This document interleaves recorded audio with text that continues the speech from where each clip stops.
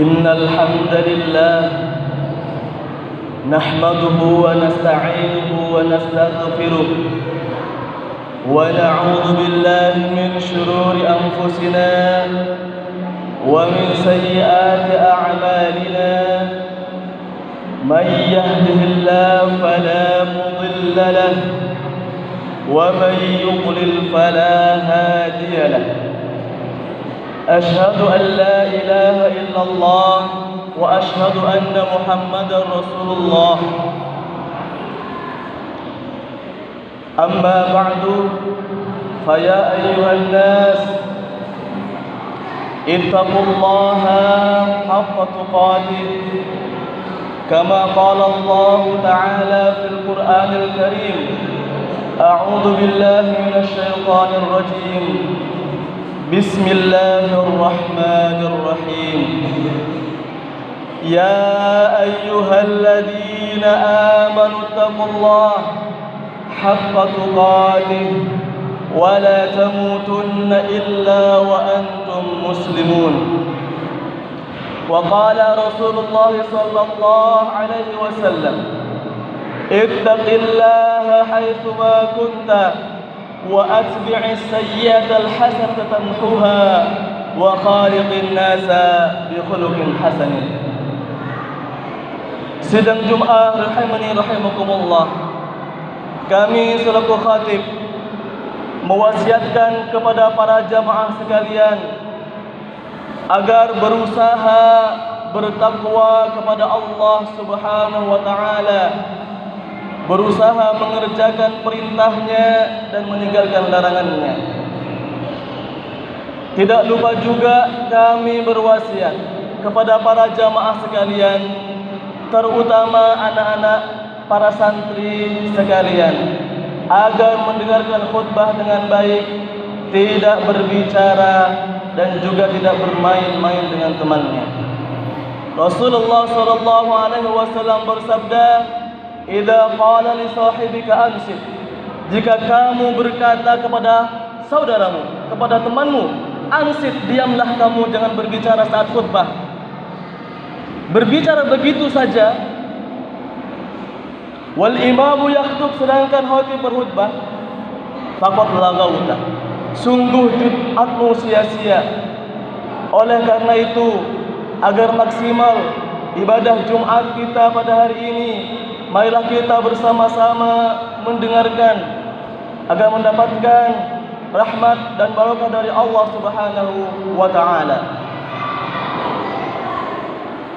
Sidang Jumat rahimani rahimakumullah, ketika khatib berkhutbah biasanya menyampaikan pesan-pesan takwa, baik khutbah Jumat maupun khutbah Idul Fitri dan khutbah Idul Adha. Mengapa?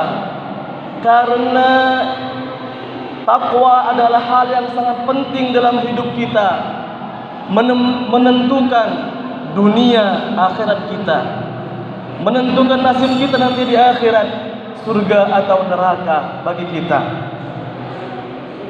Oleh karena itu, setiap hari Jumat kita diingatkan untuk bertakwa kepada Allah, merefleksikan diri, muhasabah diri. Selama satu pekan kemarin, sudahkah saya bertakwa dan sudahkah saya meningkatkan? Begitu juga dengan setiap tahun kita diingatkan agar bertakwa. Lantas, apakah takwa itu? Agar kita tahu, agar kita bisa memuhasabahi diri, sudahkah kita bertakwa atau belum pekan ini? Pekan pertama dari bulan Oktober ini, sudahkah kita bertakwa atau belum? Bagaimana level takwa kita? Imam Ali radhiyallahu anhu memberikan kita penjelasan rambu-rambu. Ada 4 ciri bagi orang yang ingin menjadi pribadi bertakwa. Mari kita bersama-sama melihat diri kita. Sudahkah kita memenuhi 4 kriteria yang disampaikan oleh Ali bin Abi Thalib? Ali bin Abi Thalib radhiyallahu anhu menyampaikan bahwa takwa adalah al-khawfu minal jalil wal 'amalu bit tanzil wal qana'atu bil qalil wal isti'dadu liyaumir rahil. Ciri pertama dari takwa adalah al-khawfu minal jalil, takut kepada Allah Subhanahu wa taala. Pertanyaannya, apakah yang dimaksud dengan takwa kepada Allah? Apakah kita takut sebagaimana kita takut kepada singa, kita lari dari singa? Apakah kita takut kepada harimau, kita lari dari harimau? Sama sekali tidak. Takut kepada Allah bukan menjauhi Allah, justru kita mendekati Allah Subhanahu wa taala, nataqarrubu ila Allah, berusaha dekat sedekat-dekatnya kepada Allah Subhanahu wa taala. Lantas apa yang dimaksud dengan takut kepada Allah Subhanahu wa taala? Takut kepada Allah Subhanahu wa taala adalah takut kepada dosa-dosa kita. Takut akan adanya neraka bagi kita nanti di akhirat. Mari kita renungi para hadirin sekalian. Sudahkah kita anggap dosa itu adalah perkara yang sangat besar, yang menakutkan? Sudahkah kita menjadikan dosa itu seperti batu besar yang ada di atas kepala kita, jatuh mengenai kepala kita, kemudian kita berusaha menghindarinya dengan sekuat tenaga? Sudahkah kita merasakan dosa seperti itu? Ataukah dosa itu seperti lalat yang hinggap di hidung? Kalau kita mau, kita usir lalat itu. Kalau kita nggak mau, kita biarkan lalat itu.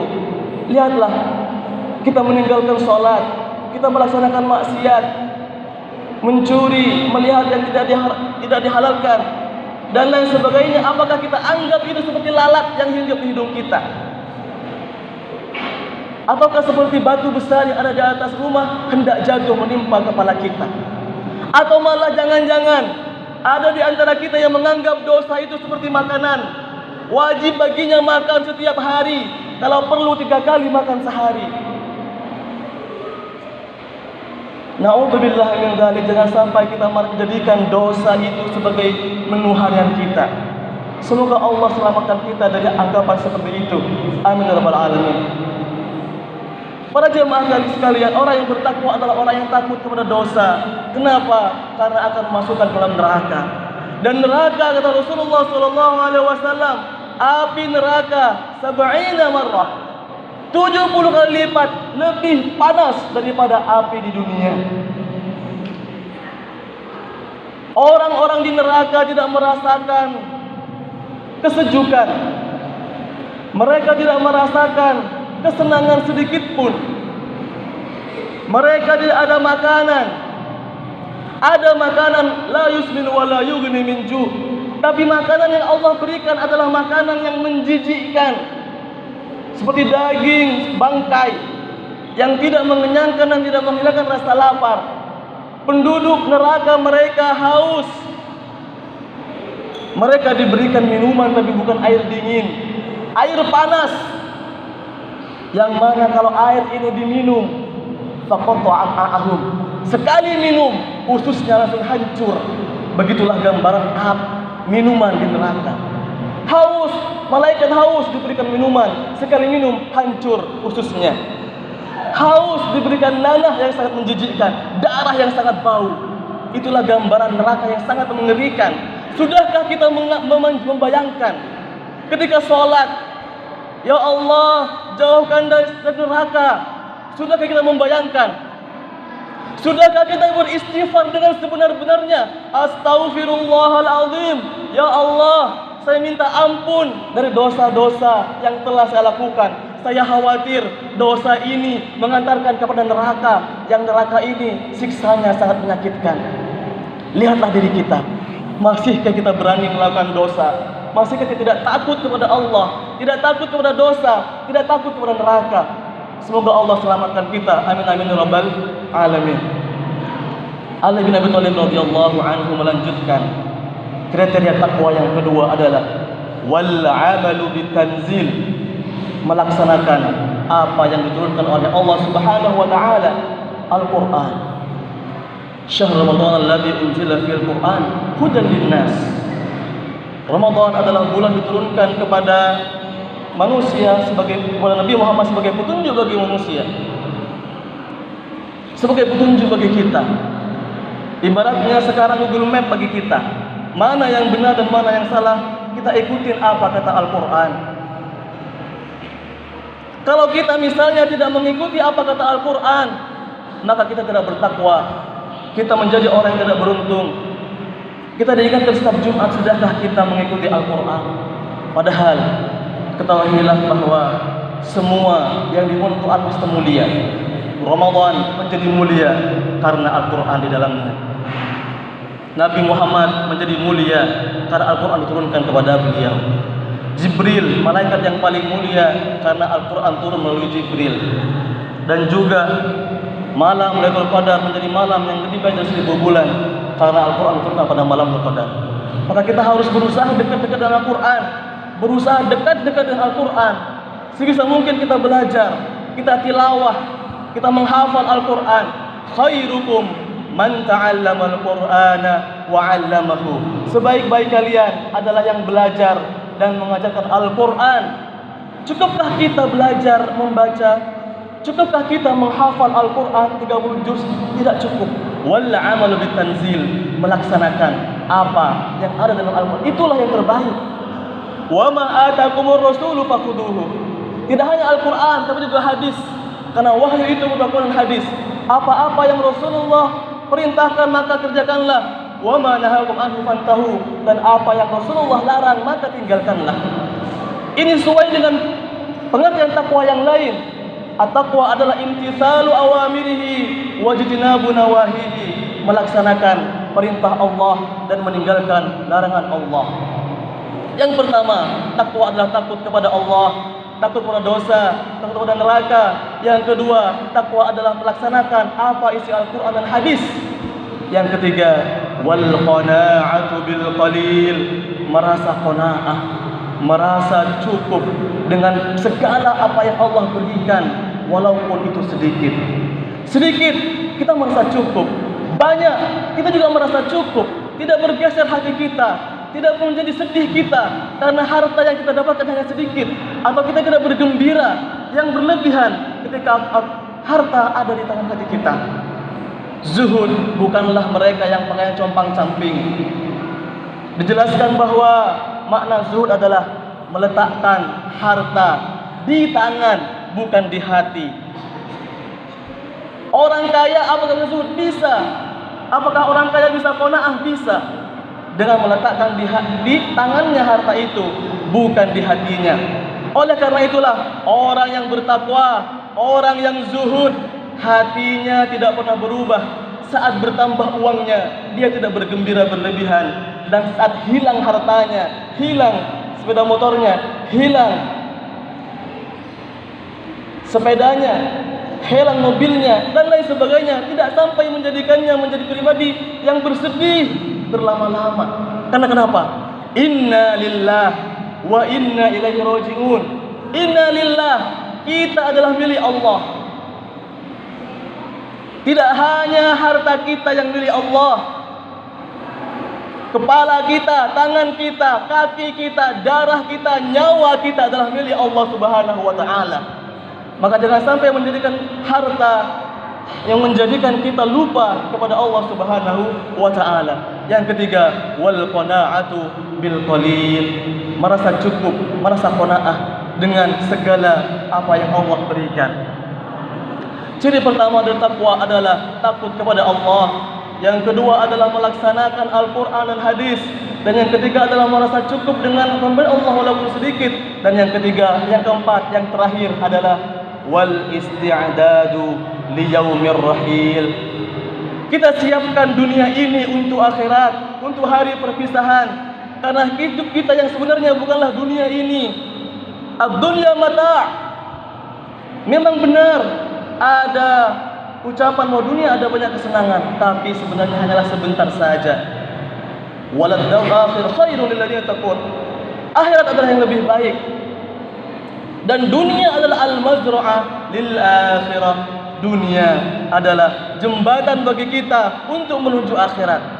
Oleh karena itu, apa yang kita lakukan di dunia dari bangun tidur sampai tidur kembali, niatkan kepada Allah Subhanahu wa ta'ala, niatkan ibadah. Mungkin ada yang bertanya, Bagaimana kita menjadikan dunia sebagai jembatan untuk akhirat? Sebagaimana padahal sholat hanya 5 kali dalam sehari. Padahal kita banyak kesibukan-kesibukan. Diterangkan bahwasanya dalam kitab Alimul Ta'alim dijelaskan, kam min amalin yatasawwar min a'malid dunya yasir min a'malil akhirah bihusnin niyyah. Betapa banyak amalan yang merupakan amalan dunia berubah menjadi amalan akhirat karena bagusnya niat. Mungkin kita pergi ke sekolah, anak-anak pergi ke sekolah menenteng tas untuk belajar. Kalaulah ditentang kepada Allah Subhanahu wa taala, itu menjadi amalan akhirat. Kalaulah para guru datang ke sekolah, mereka niatkan, ya Allah, saya ingin mengajar karenamu ya Allah, saya ingin melahirkan generasi Qur'ani. Insya Allah ucapan dia, berdirinya dia, duduknya dia akan menjadi amalan akhirat. Semoga Allah Subhanahu wa taala mudahkan kita untuk menjadikan amalan kita di dunia berubah menjadi amalan akhirat. Amin amin ya rabbal alamin. Ada 4 yang menjadi ciri dari takwa. Yang pertama ialah takut kepada Allah. Yang kedua, wal amalu bil tanzil, melaksanakan perintah Allah, Al-Quran, hadis. Yang ketiga, wal qanaa'atu bil qalil, merasa cukup dengan firman Allah walaupun sedikit. Dan yang terakhir adalah kita mempersiapkan hidup kita di dunia untuk akhirat kita. Barakallahu li wa lakum fil Qur'anil Karim wa nafa'ani wa iyyakum bima fihi minal ayati wa dhil hakim fastaghfiru innahu huwal ghafurur rahim.